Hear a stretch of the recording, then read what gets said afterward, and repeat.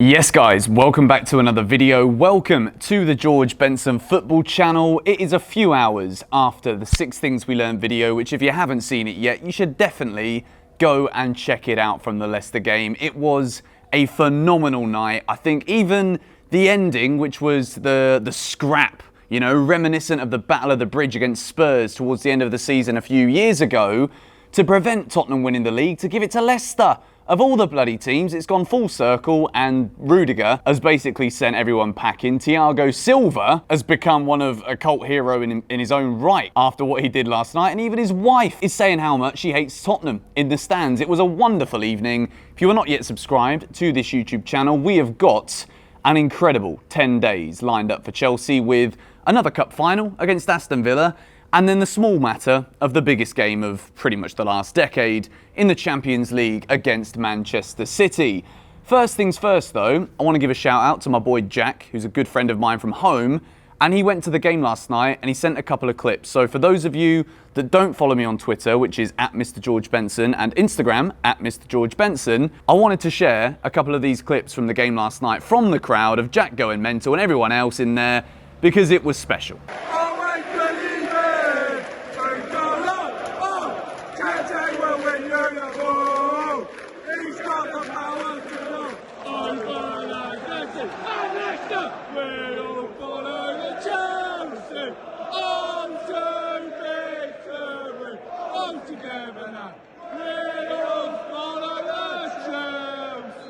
I wanted to start the video today by just addressing last night again because it was a bloody big result. Chelsea got the job done that we needed to do, but I want to start off today in this Chelsea news video by addressing the Crystal Palace, Frank Lampard. It looks as though Frank Lampard is set to become the Crystal Palace manager for the beginning of next season.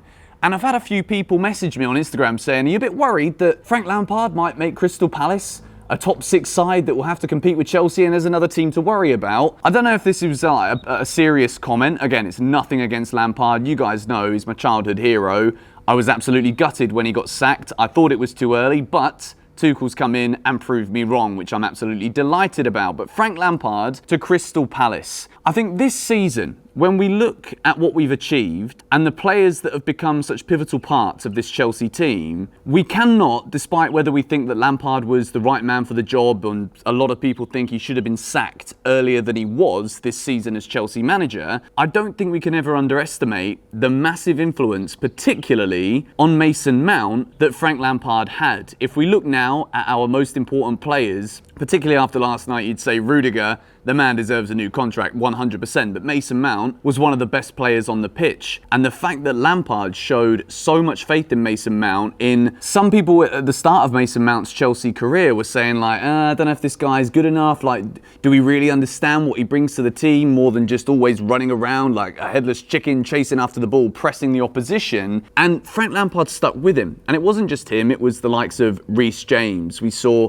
Tomori break into the team early last season, but I think particularly Reece James and Mason Mount, what Frank Lampard did to bring those guys through can never be underestimated. At a club like Chelsea, who have always tried to promote the youth players, but at the end of the day, the inevitability is that if they're not quite good enough week by week, we will spend money to bring players in who can deliver to send Chelsea as close as we possibly can to our goals. It's about to rain here. It's like the start of the cricket season back in England has coincided with a nice wet day here in Bali. I might have to move this inside or start recording again in a moment if it gets any heavier than this. Frank Lampard to Crystal Palace. Do I think he'd make them top 6 contenders? Absolutely not. Do I think it is a very good job for Lampard to take after what would be considered as a failure at Chelsea in many people's view in the footballing world? Yes, I think it is the perfect job for Frank Lampard to take. And even though Crystal Palace are a London rival, they're not the biggest London rival we have, so I would wish him all the best. We move into the next story of the day, and it comes from Sky in Germany, and it revolves around a man who many consider to be the world's best striker. I've sat here on this channel and said I think Harry Kane, but in terms of goal scoring records, Robert Lewandowski is a man who, he's just phenomenal, simply phenomenal, and supposedly Chelsea are being linked with Lewandowski as one of 3 clubs who are interested in the player. The main one at the moment, in terms of if we look at who is directly competing with Chelsea for Lewandowski's signature, Paris Saint-Germain seem very interested in Lewandowski. For them, it would make a lot of sense. Mauro Icardi, that move has not really been the best. I think they expected a lot more from Icardi, and I think Lewandowski would fit in absolutely perfectly at PSG. And if you think about the record he's got in the Bundesliga, you convert that to the French league, which by all accounts is definitely better than it was, but it's still not the best league in the world. Lewandowski at 32 years old would absolutely tear the French league to shreds. So Chelsea have got a lot of heavy competition for the signing of Lewandowski. However, if we're in the running for Robert Lewandowski, I'd love to know what you guys have to say about this in the comments below, because he is a sensational footballer. He's a goal scorer like pretty much no other in Europe in the past couple of seasons. And even though he's 32 years old, it would be a formidable front line if Chelsea can add that layer of experience, as well as the prolific nature of how good Lewandowski's been, particularly in the past few seasons when Bayern Munich have become such a dominant force.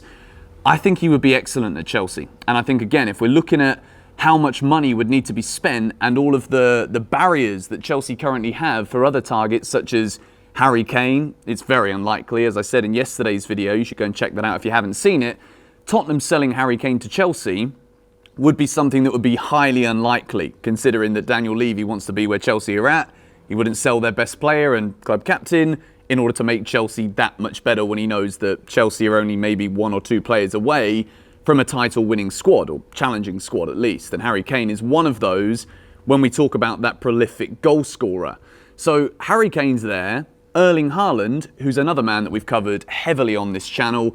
With Dortmund securing Champions League football next season, it looks progressively likely that Erling Haaland will, in fact, remain at Borussia Dortmund for 1 more season, which would open the door for Chelsea being one of those clubs who could go in and potentially trigger that release clause that Erling Haaland has in his contract to be sold in the summer of 2022. So spending money and bringing in Robert Lewandowski, 32 years of age, it could open the door for the missed opportunity that Haaland could then see Bayern Munich as the natural step, as a lot of players often do, from Borussia Dortmund to Bayern Munich, so Chelsea actually lose the potential of signing Haaland for the next few years at least, or Chelsea could sign Lewandowski and then maybe even go in and try and trigger that release clause for Haaland next summer.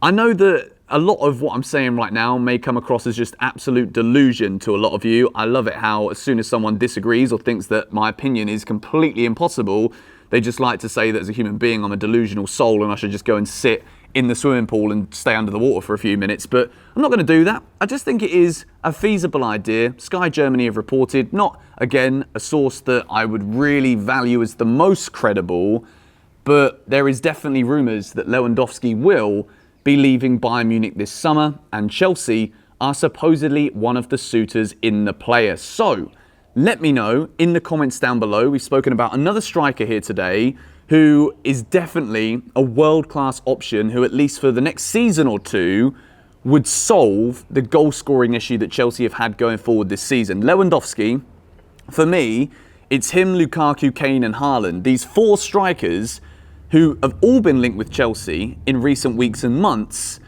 All 4 of these strikers, I believe, would solve the goal-scoring issue that we've had this season. I want to say that last night, in 6 Things We Learned, I didn't give Timo Werner anywhere near enough credit that he deserved for the game last night and the performance he put in. The work rate from Timo last night was excellent. And I feel as though, even though sometimes I say he needs to be converting a lot of these chances, that's a given. I think no one disagrees with that. The work rate last night, and he was incredibly unlucky. I know he should be heading that ball and it not hitting his hand. He should be scoring that all day long. But the offside goal as well, the penalty that should have been a penalty, would have been talking about like another indirect Werner assist. He deserved a lot more, and he definitely deserved more credit from me. But anyway, going to wrap up this video here. I want to say a massive thank you for all the love and support over the last few videos. It's been a busy 24 hours, and tonight I'm filming a video with none other than Mr. Here We Go, Mr. Transfer himself, Fabrizio Romano. So get your questions for Fabrizio Romano in the comments down below, and you guys we'll see that video tomorrow. And yeah, massive thank you for watching this one. If you did enjoy it, be sure to hit the like button. Check out the 6 things we learned from the Leicester game last night. If you haven't already seen it, if you went to bed, it was uploaded pretty late, like 11 o'clock at night, so I'd understand if you missed it. Busy 10 days of football now. I'm going to be going absolutely wild here on GBFC over the course of the next week or so, pumping out loads of quality videos for you guys. So subscribe, stay tuned, and I will catch you guys later. Come on, you Blues.